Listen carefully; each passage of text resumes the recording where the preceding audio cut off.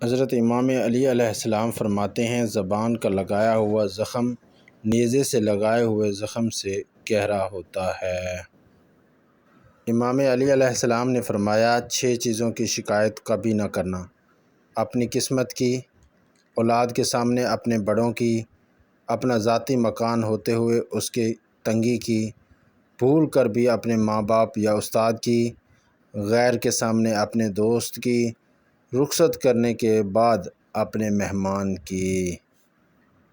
مولا علی علیہ السلام فرماتے ہیں، دوست سے سنبھل کر دوستی کرو، ہو سکتا ہے وہ کسی دن تمہارا دشمن بن جائے، اور دشمن سے سنبھل کر دشمنی کرو،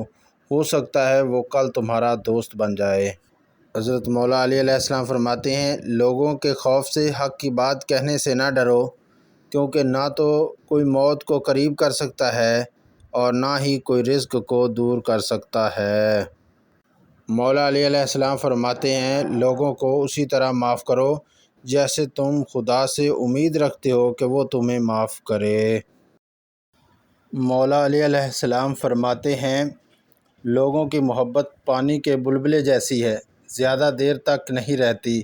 لیکن اللہ کی محبت آب حیات ہے، امر ہے، کبھی نہ ختم ہونے والی ہے۔